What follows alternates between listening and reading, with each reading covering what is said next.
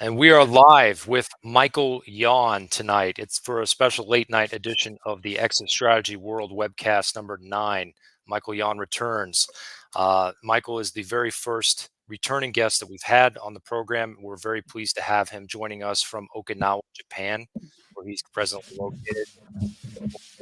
You can see over his shoulder over from his camera. And we're going to have a lot to talk about, but tonight it's going to be a much shorter, more concise broadcast webcast because we've got him for about the next 45 minutes. So we're going to make every minute count. How you doing, Michael? Oh, it's another day in paradise. I'm here in Okinawa, and as you just mentioned, and quite an interesting place, as you can imagine. There's the camera. I'm looking in the wrong direction, and from here I'll do some other meetings in Asia, and then back to the United States. Obviously, we got a big election coming up, and well, no telling how it's going to go. What do you think? I mean, now that you've spent several months in Japan and you were in Japan for Monday's yen carry trade market blowout, what have you felt like has been your biggest takeaway from your time in Japan? What have been your most important impressions, would you say, about the Japanese people and their future? Well, I've been coming to Japan many years. I've written 3 books that are actually only in Japanese. I wrote them in English, but they're about Chinese information war and how they use it to attack Japan. So I wrote those maybe 10 years ago or so in that time frame. And so I've been coming and going a long time. Japan is easily our most important partner in the world, although it seems like no Americans or Japanese seem to know that. They all think it's Israel or United Kingdom, which is like as far from the truth as it can get. This is it right here. The Brits have got problems, don't they? Yeah, self-inflicted. I mean, look at King Charles, the clown that he is. Their countries are completely invaded, and Ireland, the Republic of Ireland, is, I would say, a dead man walking. And the same with the United Kingdom. I mean, it's also a dead man walking. I've been over there recently. Let's say Ireland about 2 years ago. In the UK, I went there, I think, before and after that trip. Anyway, I've checked it out. I went into that mosque, by the way. There's a giant mosque in downtown London. It's huge. Yeah. I mean, I spent about an hour in there. They were doing prayer time and that sort of thing. And it's just, they've allowed themselves to be overrun. I mean, their weak king, wearing his crown and wearing all his purple and sitting on his throne, holding his staff. I mean, it's just like clown world. They're living in a play. It's over. It's over. Weak men have destroyed Europe, and Canada's gone. I've spent significant time in Canada recently, looking at it up there. I was talking with Doug Casey last night, the famous international man, financial guru. Yeah, and close friend of Dr. Ron Paul too. Oh, is he? Yeah. Yeah. And he's quite a serious man. And we talked about Trudeau. I mean, Trudeau's just a condom for the globalists, just like Biden is, right? They're all just condoms. They're nothing. People talk about them like they're actual presidents and actual prime ministers, but they're not. They're just, they are literally condoms. And so they'll be disposed of when they're used, and they'll be forgotten because they're nothing. They're actors and actresses, right? AOC, another clown. The thing up in Minnesota, the Somali thing, they're all Fetterman, Vice presidential nominee Tim Walz of the Minnesota National Guard, who did not report for duty when his unit shipped out to Iraq, kind of like skipped out. I don't know how that worked, but I mean, he was running for Congress, but he didn't get prosecuted for it. He didn't even get a dishonorable discharge. He just got basically demoted 1 rank, and they let him go. I guess that's political connections for you. But I think your point about Japan, and I didn't realize how many times you'd been there before. Pardon me, but it's really, I would not bet on. I know a lot of people talk about the demographics of Japan and that it's one of the world's most senescent societies, but I really would not bet on the Japanese going quietly into the night. I still think there's a lot of. Oh, go ahead. No, I've said I still think there's a lot of. Partly because it's still at least 90% homogenous society. I mean, you mentioned on our last program when we had our first interview, which went for a full 2 hours. I can't believe it. In June, that that was more of a freewheeling fireside chat, kind of a bar room conversation. This is going to be much more of a concise journalistic interview. I'm determined to keep it tight for your audience, because I know they would appreciate that. I did actually read the comments, and I did take some of them to heart. So I rarely do that, and most of the time I don't read comments, but in this case I did. And I wanted to say that I think it would be a mistake to write off Japan. I mean, I still remember the Atlantic magazine had a cover in 2001. It was spring of 2001, where they said something like, um, Russia is finished, right? Who could remember that cover, right?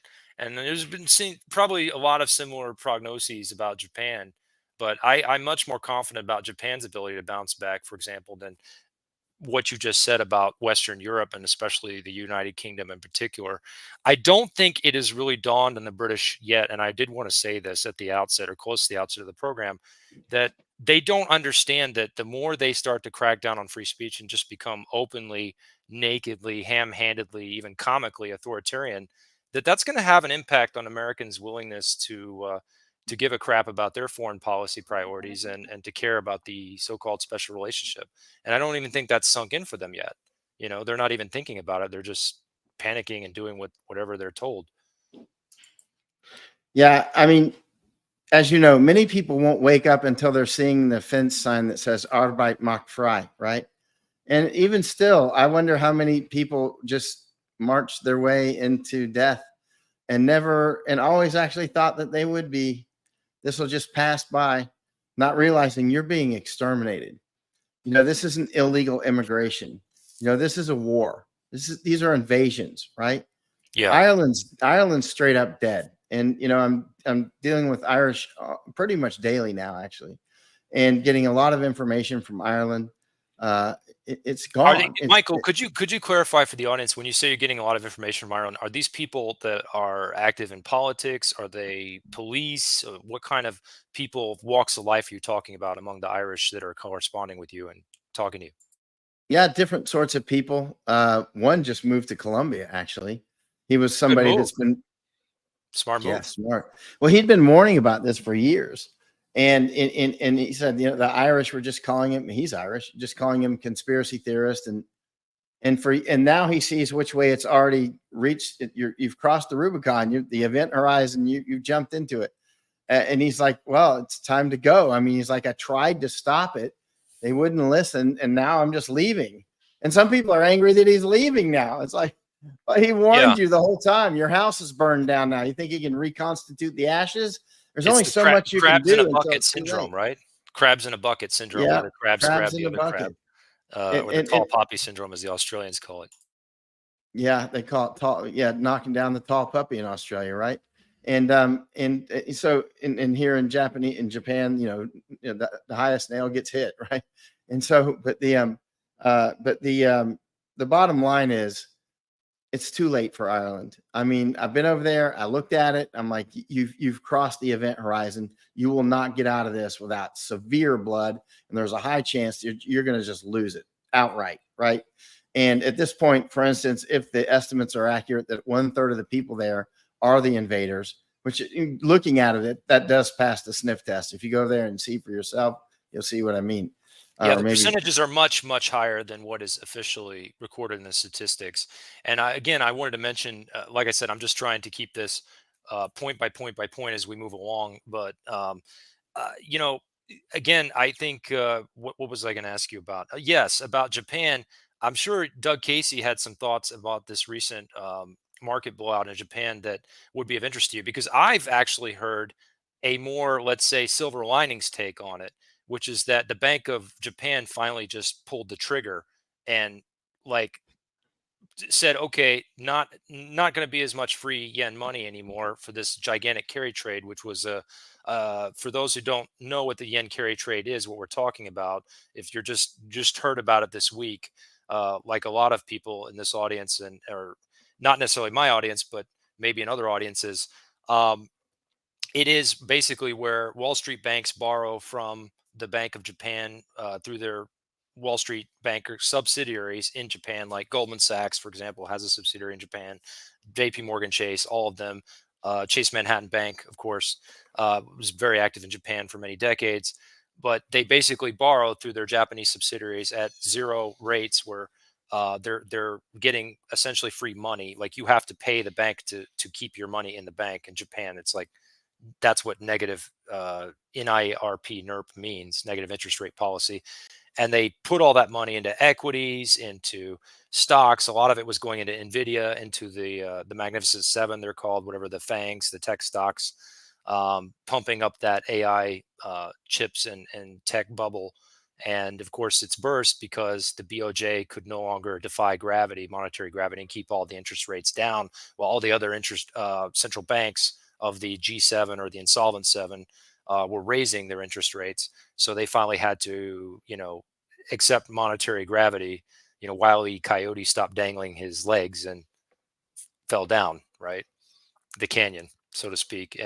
But I heard the silver linings take was, and I'll finish my point to the gratitude, no doubt, of your audience, Michael, is that the Bank of Japan supposedly pulled the trigger on it because they recognized that the policy of the last 25 years, however many since the bond, even 30 years, since the Tokyo stock market and the real estate bubble burst, is no longer sustainable for the Japanese people, because they have to focus right now absolutely on national survival, and that is getting Japanese to procreate, getting them into homes. Even Japanese people are homeless.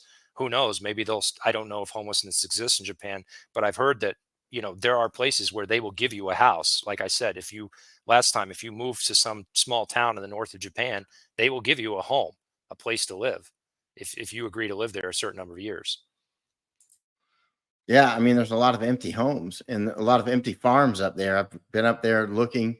There's a lot of the farmers have retired.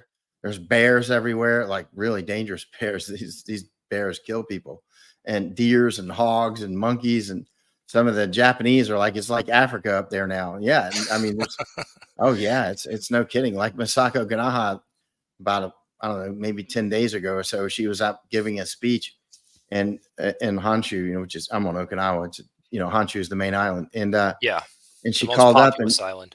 yeah, and she called up and she said, she'd gone into this hotel, and she had to go out at nighttime to go to the store for something, and and the door was locked at the hotel, and she's like, that's strange. And the attendant came and he asked her, like, why do you need to leave the hotel, which is a strange question to ask a guest. And she said, I have to go to the store. And he goes, there's dangerous bears here. So that's why they kept the door locked, so people couldn't just wander out. So he gave her a bell and a light and said, please go straight to your car, go to the store, and come straight back and ring the bell. And when you come back, I'll open the door quickly. I mean, Yeah. it's totally getting wild kingdom in some parts of Japan with these bears and whatnot. It's amazing, and I think that what you hit on earlier is that, um, uh, one of the points that Dr. Jim Willey was saying 10 years ago, who's an expert that a lot of people in our audience have listened to for a long time, and I know Max Kaiser talked about it too, about the yen carry trade. And I've never met Max face to face. I saw him once on the street in Moscow many years ago, but we never actually, like, I could have brushed past him, but we never actually spoke. And now he's sort of gone on to be, the biggest promoter of El Salvador, big as Bitcoin country and everything, and Nayib Bukele's biggest booster. But I have to tell you, obviously, my CEO, Vijay Varghese of ExitStrategy.world, was not the only one to say, watch Japan. But certainly, for those who subscribe to our Patreon, if you go back and read the article he published in January of 2015, where he said Japan will be the beginning of the end of the fiat monetary system, not just of the dollar as world currency, as That's world what reserve Max currency, Kaiser was but saying, or yeah, yeah, Max. no, no. My CEO, Vijay Varghese, he was saying, Right. as V the Yeah. Guerrilla Yeah. Economist, in his sort of Uh-huh. previous alt media incarnation as V the Guerrilla Economist, he was saying the beginning of the end of the fiat, the current entire G7 fiat central banking order, will Yeah. start in Japan. And he said that almost 10 years ago. This was January Hmm. 2015. And so Right. that's why I'd be very curious. What did Doug Casey tell you about Japan before we move on to the next topic? Mostly he wanted me to talk. So, and I was just looking up, seeing what's happened with Bitcoin prices since Monday. I wonder what they've done after these market, whatever you want to call them, corrections. In any case, Doug mostly, I was there with Matt Smith and Doug Casey we went for about 2 hours or something. And, and, um, and they wanted to hear about the invasions and food issues and that sort of thing. So it was mostly me talking, but Yeah. they gave me room to talk too. It was quite so, it takes a while to unfold some of these things, but actually it would be good to just watch his channel. As you know, he's brilliant on these things, and he's quite international, which is vital, obviously, because we are in a global market in a Yes. huge way. Yeah, you got to go where you're wanted, as the Nomad Capitalist says, and as we say, create your own free world out of the pockets of freedom that still exist on this planet. And there are places that are thriving right now, just like there are places that are going down and experiencing things that maybe have not really been experienced, not even really during the world wars, but maybe arguably going back to the fall of the Western Roman Empire. But when Rome fell, people tend to forget this. There was also Byzantium rising in the east, and a lot of the talented and skilled workers and the people who had made Rome great, they migrated eastward to Byzantium, what is now Constantinople slash Istanbul. So I think it's important for people to remember that that decline in one place does not mean the whole world is going down. That there Not at still are all. places to go. Not at all. I mean, the inverse, actually. I mean, it's not like the whole world's going to go down at once. Doug likes Uruguay, right? And he talks about that sometimes. And I think he's talked about Uruguay quite a lot. I don't know how Yeah. much you know about it, but It's supposed to be the Switzerland of South America, though I think right. Paraguay is giving it a run for its money, even though obviously Uruguay is a much richer country because all of the wealthy people in Brazil and Argentina, they keep their money in the banks there in Uruguay, which tends to have the best reputation for banking in South America. But Paraguay's, I think, for affordability and stability, if we're entering some really really dark times, is definitely a beacon of stability in that region. It's roughly, I think Asuncion, the capital, is roughly 1,000 miles from the Atlantic and from the Pacific. So it's roughly equidistant on the trade route, the overland trade route across South America, which is very The important for the future. the interoceanic corridor. Yes, yes, I believe that's where I'm referring to. Yeah, the railway across Hmm. it goes from I think either southern Brazil or northern Argentina. I think it's southern Brazil all the way into Paraguay, and then through the Andes passes to I want to say some Pacific port in Peru, Peruvian side. Hmm. Well, South America has a big future ahead, but one thing's for sure, there's going to be some really quote unquote great reset in Europe and the West. And Yes. there's no way that any Western country, to my knowledge, I can't think of one that's going to escape it. Even Hungary, and Hungary's still in the context of all the rest. So no man or no country is an island. No continent's an island. Even Yeah. Australia. And I wouldn't have even thought of this, a few years ago, Michael, but I have to tell you, I would not, if I were Hungarian, and I'm looking at the next 10 to 15 years and I'm seeing what the Brits are doing and I'm seeing the authoritarianism rising in France and in Germany again, unfortunately, sadly, Germany has been either Hungary's greatest ally or its greatest, adversary. Even in the Soviet, I think in 1956 when they cracked down on the Hungarian uprising, there were East German troops as well accompanying the Soviets when they suppressed the Budapest uprising. But I There have to were. tell you, yeah, yeah, well, no, definitely East German troops in '68 in Czechoslovakia. That's for sure. I know that Mhm. that crushed the Prague Spring. Maybe it didn't happen in '56. I could be wrong about that. But my point is that um, especially if this Russia-Ukraine war drags on for several more years, there's a guy named Alex who's a Montenegrin Serb who writes for a Substack called Black Mountain Analysis. I would recommend to your audience, and he talks about how Russia may have the long-term objective if this war drags on for several more years, and they just keep grinding the meat in eastern Ukraine. That um, they may very well be trying not only to get to Odessa to landlock Ukraine, but also as a secondary strategic objective to establish a land corridor with Hungary in the Transcarpathian region of far western Ukraine. We're talking about in Uzhgorod, I think is the name of the city, where there was a. If you go to the villages west of Uzhgorod, there was a significant ethnic Hungarian minority of men. Most of the men, of course, have all fled now because the ones that were smart got out uh, years ago before 2022, and the ones that have been left, a lot of them got drafted and killed because they're an ethnic minority. They were heavily drafted at all ages, even before the draft got so severe and brutal in Ukraine. So I have to say that Hungary is not, in my opinion, and I know this sounds extreme, but it is not uh, far at risk. It is not unthinkable to me that we could see some form of low-level military conflict in Europe, again on the European continent, within certainly our lifetimes, and maybe within the next 10 to 15 years, that does not directly involve Russia. I'm talking Oh, about easily, conflict easily, between non-Russian European powers. Like everybody thinks, oh, Russia's easily. going to invade the Baltics and Russia's going to, invade Poland for God knows what reason. I mean, what the hell for, right? And Yeah, especially with the nukes on the table, it makes no sense to me.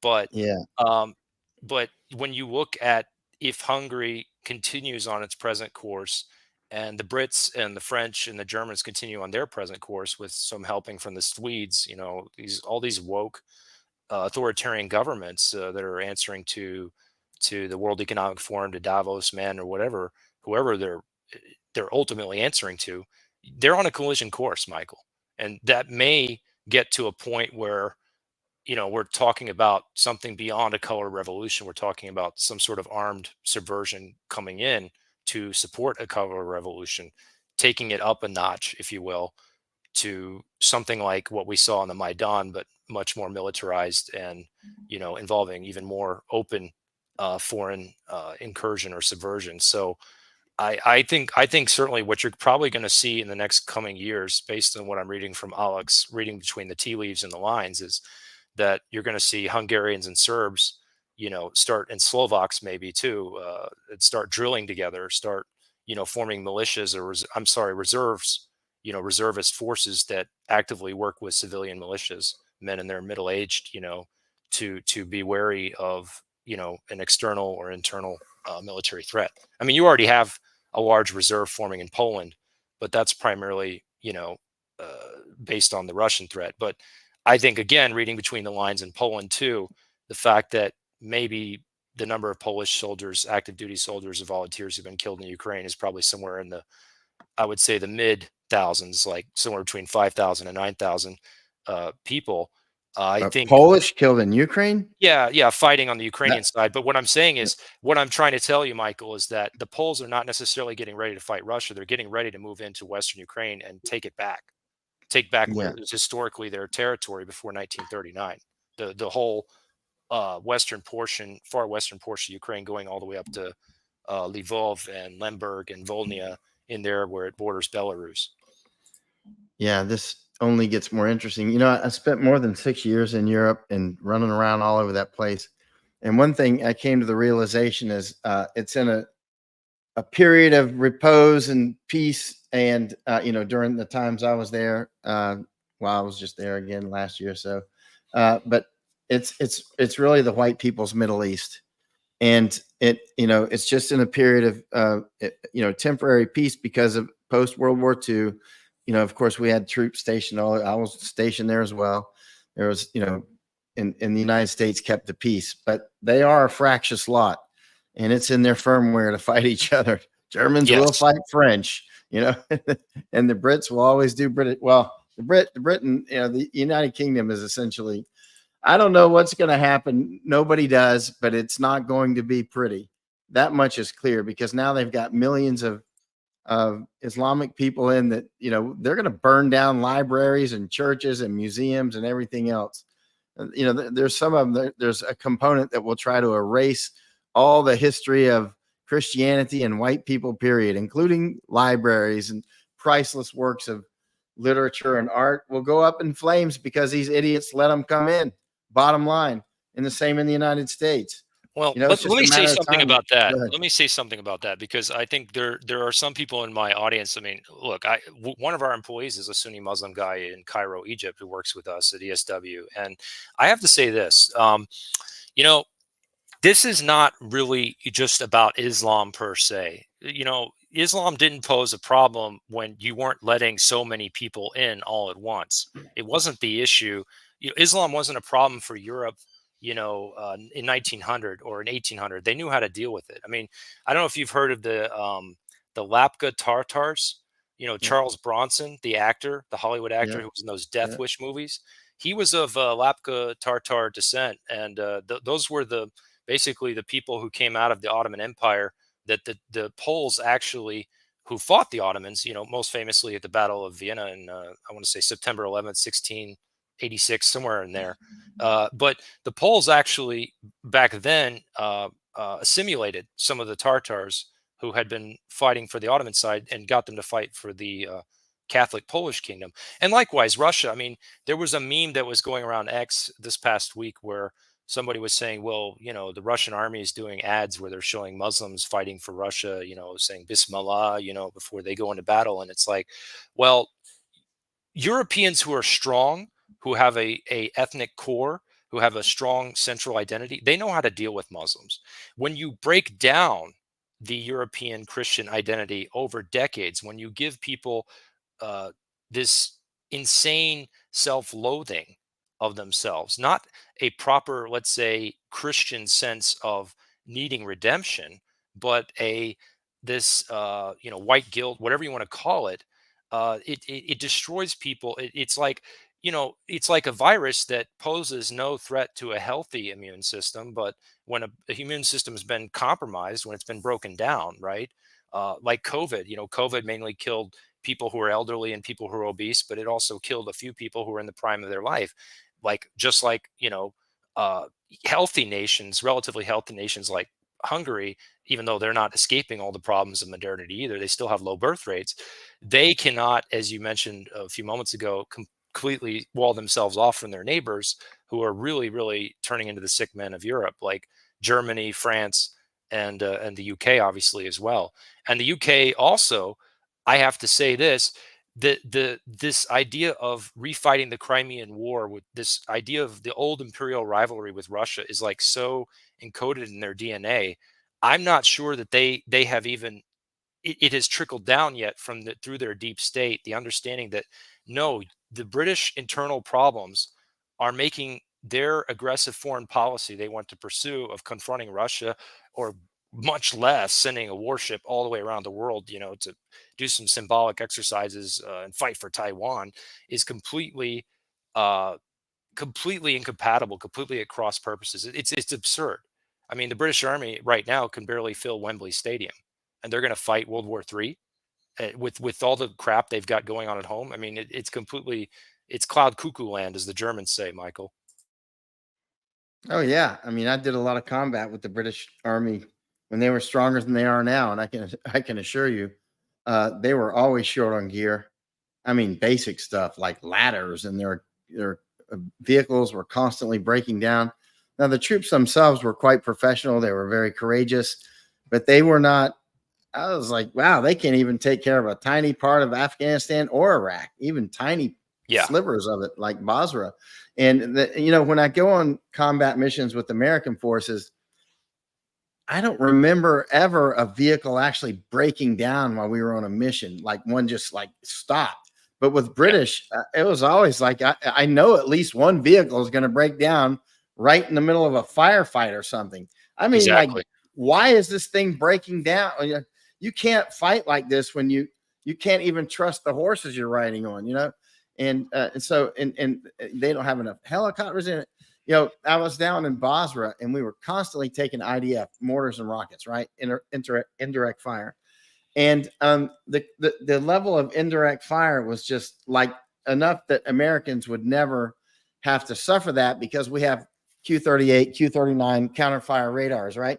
So Yeah, as soon as they shoot a mortar, especially a mortar, the rockets sometimes are a little too low, but the mortars, you can know the point of you can know that where it was launched from before it Yeah. even lands, right? And do counter And battery. You can fire yeah, mortars or RD back. right, And by the way, right. I just Let for me our finish. audience. Let me finish. Please don't interrupt me.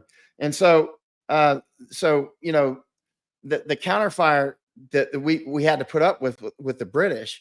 And finally, I'm like, why don't you have any counter battery radar here? And they're like, we don't have it. So finally, an American crew showed up, and I said, "You don't happen to have a radar here with you, do you?" And they're like, "Yeah, actually." And and then finally they put the radar up, and then they had F-16 and whatnot up there, and they started to suppress it. But what I'm getting to is they don't have even basic stuff. Is the bottom line. Yeah, and all I was going to say, Michael, is that this was when you were embedded with Deuce 4 in Iraq, with No, that was with some British. crew. I Okay, was with many. I was with many units. I was like, I can't even remember all the units I was with. okay. So this was 2005, 2006 period, With British, before or it would have after been Deuce about 4. 2006 and 7, maybe. I was with them multiple times, and then I was with them in Afghanistan. Okay, okay. I was just trying to get the chronology right for the audience. So, um, when we look at because we talked about, we started with Japan, we shifted to Europe. When we're looking at and I talked about the unfinished business of Eastern Europe's bloody borders, and I'm not just talking about the borders with Russia either, folks. When we look at the where things are going now, you mentioned the election. I mean, we've had, an attempted in a very last 4 or 5 weeks, because today is an interesting historical date. It's not only for the Russians the day that they had the very short war with Georgia in during the Beijing Olympics of 2008, the 888 war in South Ossetia and Abkhazia, but it's also the anniversary, the 50th anniversary, interesting enough, of President Richard Milhouse Nixon resigning, which is interesting because Tucker Carlson, he put up an interview with a guy who is talking about how he had inside knowledge of a lot of things that were irregular and leaks coming out of the Nixon White House, and various things that seemed to prove that there was a soft deep state coup to get rid of Nixon because he was getting too independent. He had too many ideas that the people that want to create artificial scarcity didn't like. For example, he wanted to build 1,000 nuclear power plants, so it would have made nuclear energy, electricity, almost too cheap to meter in a lot of parts of this country. He had detente with the Soviet Union. He opened up Red China, maybe too fast. They wanted to open up Red China. Certainly, there were globalists pushing for that for a long time, and Kissinger was a Rockefeller man through and through to the bone. But he maybe wanted to do it his way, and they wanted to do it another way. So I'm curious, Michael, to get your take for our audience and your audience on this election, and what are you seeing? I mean, what are you hearing from people on the ground who have some knowledge of what's going on since the attempted assassination of President Trump? Well, election. Now, I think most people recognize that the last election was clearly a farce and stolen. I mean, that's like nakedly obvious. And then the 2020 midterms, I was somewhere in Asia, and I decided to go back for the elections. And I thought, which county out of the thousands of counties in the United States should I go to? So I decided Maricopa, because I thought that's probably the county where they're most likely to steal it nakedly again, right? So I went there. I flew to Maricopa, and sure enough, they stole that one too. And the two polling sites I went to, the computers didn't work. Computers, of course. And then they were telling voters to go to other stations where those computers didn't work. And so they just ran out the clock on the day. And well, anyway, so there's two stolen elections. You know what I mean? And that what are the and then there's this idea that this next election, if we just vote harder, push the buttons a little harder, maybe hit them a few times, well somehow this time it'll work. We just got to hit the buttons harder. Nothing has structurally changed since the stolen election last time. I don't see why it would change this time. So it's an installation. I'm not saying don't vote. I mean, there's a chance that I'm wrong. There's a chance that the last election was actually fair or fair enough, but I'm not seeing it. I'm seeing no evidence that this election will be any different. So I think this is my estimate that whoever becomes the next quote unquote president will just be another installation.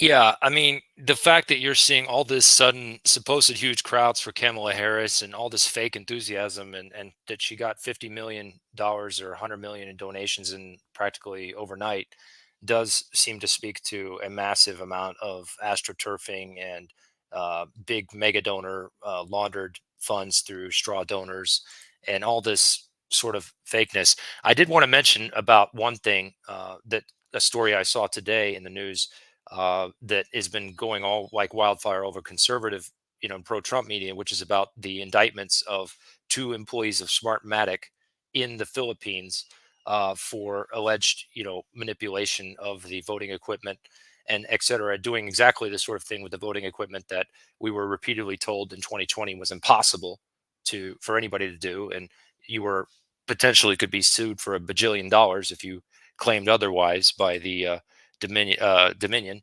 the vote machine manufacturer.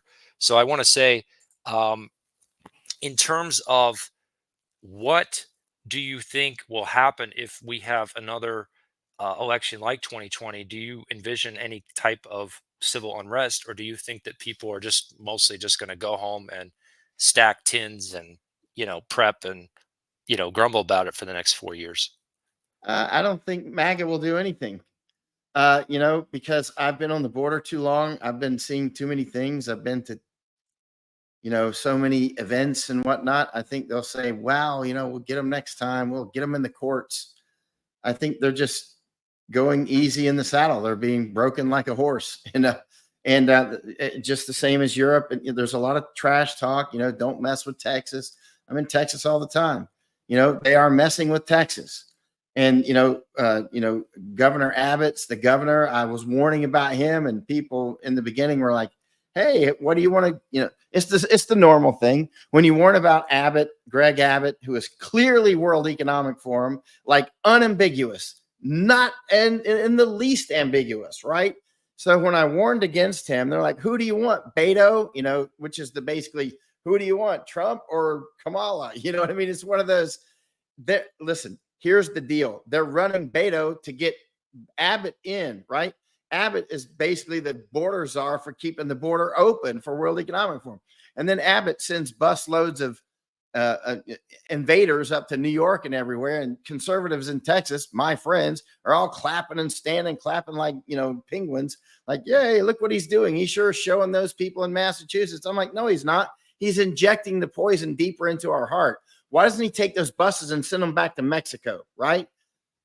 But now people largely recognize that Abbott is invading the United States. He's part of it. Trump is part of it. Biden is obviously part of it. Kamala, she doesn't know where she's at. Biden doesn't know where he's at. But so I mean, it's all part of the same ecosystem. And of course, the people that are in the in one cult or another go crazy when you mention things like this. But again, it's nakedly obvious that all sides belong to a larger element. This is kayfabe. Well, I could say that we're not voting our way out of this, folks. And again, I may agree or quibble or disagree with minor details of what Michael's saying, but the big picture is dead on accurate from what I've seen. And I think that when we're talking about the election and we're talking about what how people are going to respond afterward and what they're going to do, well, we believe we're well positioned exit strategy to reach a very large number of people who are like, you know what, to hell with this, I'm going to Mexico, I'm going to El Salvador, I'm setting up my business in the UAE. I mean, I did have to kind of get the plug in there somewhere, but I mean, Yeah. look, I think, Michael, you've said a lot of things that maybe have pissed a lot of people, the MAGA people, the right of center people off too. I mean, especially about, you know, the exact circumstances of the attempt on Trump's life and what happened. But, you know, the bottom line is this, and especially about Israel. I know, uh, Scott Ritter, who had all these legal problems suddenly. Well, he had a previous legal history, but I mean, the FBI raided his house and took his equipment and his cameras and stuff. And they said it was about Russia, but the reality is he's been very, very outspokenly critical of Israel since the events of October 7th and the tragedy there. And I mean, you have to say to yourself, okay, how much longer can a lot of these things we're seeing go on? I mean, is it all just kayfabe? Is it all back channel, deal making and smoke and mirrors? Is everybody just playing a part? I don't see Trump personally as just playing a part, but I do think he's had people all around him from the very start, from the very day he came down that escalator and ran for president, who have been clearly compromised, who have clearly been pushing him down dead ends and down uh, you know uh, into cul-de-sacs and not accomplishing anything for in terms of draining the swamp and what he was doing. So I mean, look, what is the bottom line? What are the options? Is it the Lebanon option? Is it the Yugoslavia option? Is there some peaceful national divorce still possible? And it seems like you cannot possibly do it along state lines like you could, like they tried to do in the 1860s, and that led to a bloodbath. And that was also, of course, foreign instigated too, to a certain extent. But what what do you tell people, Michael? I mean, you've really adequately laid out the problem. What do you tell people is the solution?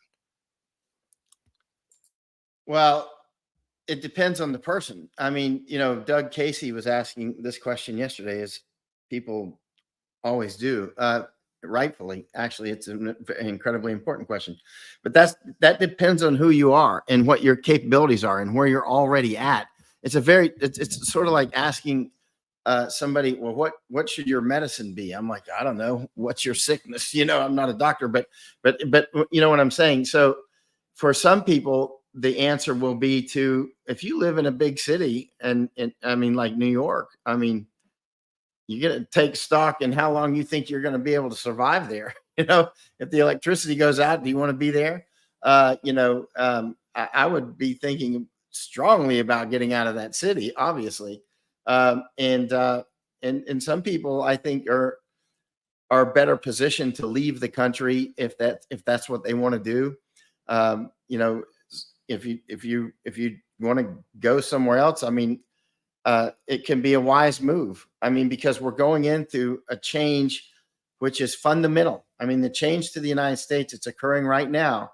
It's not going, even if we had the best people in the world suddenly get elected and all the top offices, we still got a Titanic going straight towards an iceberg right now, right?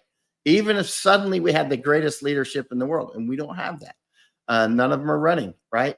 And so I think you need to brace for impact, and for some people, brace to eject and maybe go to another country if that's in your taste. Not everybody's going to stand around and fight the Alamo. Others will. Yeah. I think some people are, like you mentioned, moving to places like Dubai and that sort of thing. Um, um, People tell me all the time they're moving to Panama. I'm like, you didn't do any homework, man. You need to cease fire. You need to Yeah. cease fire before you go, and do some thinking first on that. For sure, for sure. I mean, act in haste and repent at your leisure. I mean, I think people definitely need to be strategic about it and not just go with the fad or just go with, well, my auntie or so and so said down the street that that's a good place to go. That they really do need to do their research and their homework and look at. But I mean, I have to tell you this. I think there are still a lot of places that are highly affordable to Americans off the beaten path.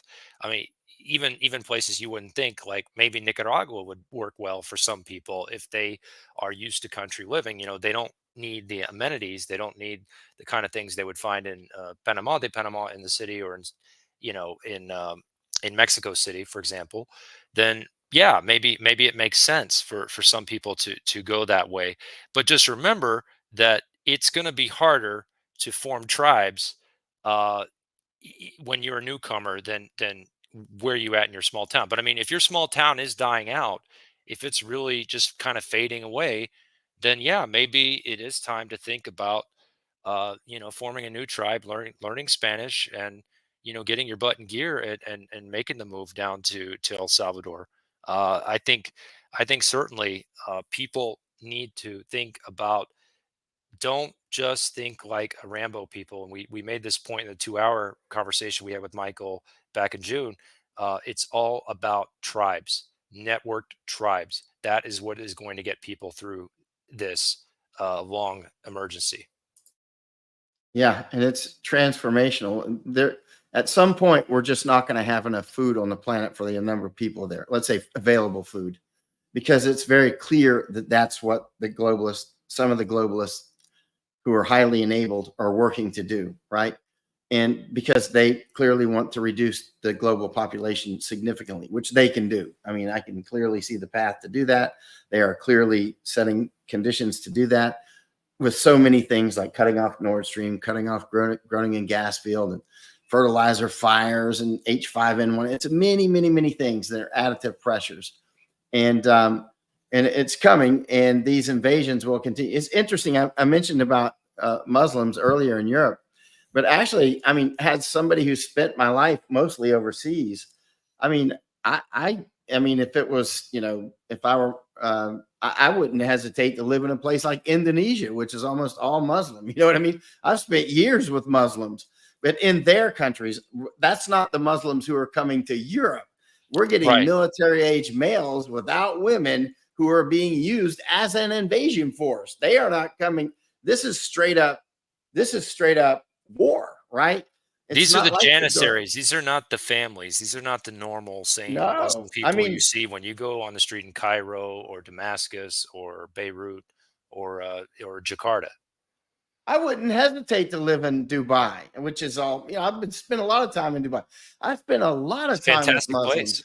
I spent a huge amount of time with Muslims, just me and a bunch of Muslims, sometimes a month or two at a time. I'm the only white guy and the only Christian, you know what I mean? And I'm fine. I feel safe. They feed me too much food, and I get along great with them. But what's happening to us is an invasion, and it's straight up combat. I mean, it's coming. It's coming. The wars are coming, and these will be wars for domination.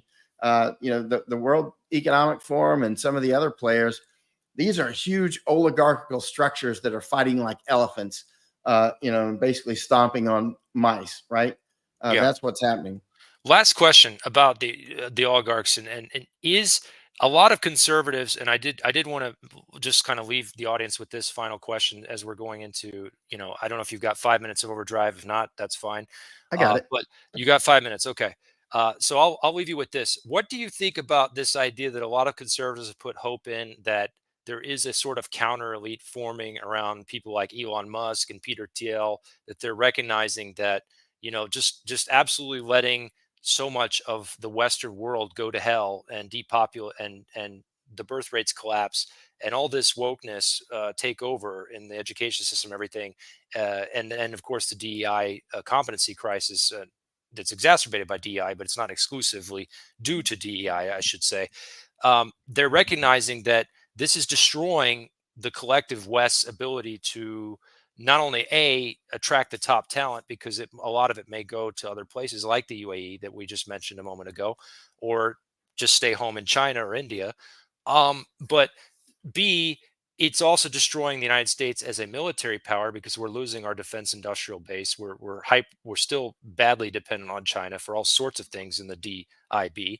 And third, we've lost the credibility. We've lost the city on a hill, all the rhetoric, all the things, all the attractiveness that the West had that helped us win the last Cold War, because the Soviets, a lot of Russian majority said, hey, we give up. We don't need this communism anymore. We just want to live like you guys do, and hold hands and sing Kumbaya and listen to the Scorpions play Winds of Change, and the wall came down, right? And now it's a completely different world that we're living in, and people still mentally, so much of our political class, so many boomers and older Xers, they're still living in a permanent 1980s or a permanent 90s.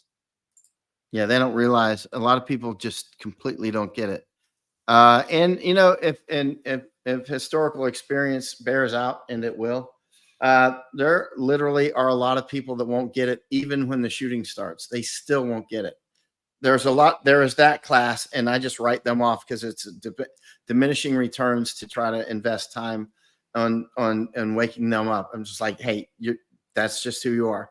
I got to concentrate on the people who are alert and they need actual answers. And so the people that can have the abilities to move to places that are safer, obviously do it and tribe up if you're in a dangerous place. Some people are already fortunate and they're in relatively safe places, and you can just stay there and watch it and see how it unfolds, and hopefully it doesn't go thermonuclear.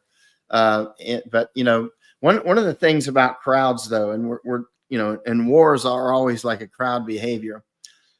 If you read the 1895 book called The Crowd by Le Bon, he talks about how crowds, I'm talking psychological crowds, not crowds like in an airport, but an actual group.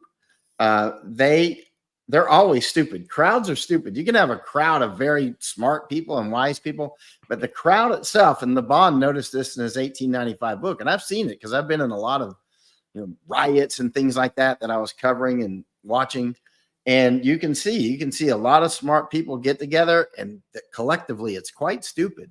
And that's one of the things that you'll see in wars. You'll see countries that collectively they make the stupidest decisions. Like right now with Israel as an example, war going on with Hamas. Obviously, Hezbollah is getting involved. Turkey is rattling swords, and I think they're serious, as is Egypt. And then we've got Russia and China joining in with Iran. I mean, the storm is building. Meanwhile, the civil war could go off inside of Israel. I mean, this is the wisest thing that Israel could do right now is just like ceasefire and not do anything, and consolidate. Exactly. But they're not doing that. The crowd, and never underestimate anybody that's trying to think that that their enemy will make logical moves. They'll say, "Oh, they wouldn't do that. That doesn't make sense." The people that say that know nothing about war. You know what I mean? The people that are like, "My enemy would not do that because that makes no sense." You're making no sense by saying that. Your enemies will constantly, and so will you, do things that make no sense, for various reasons.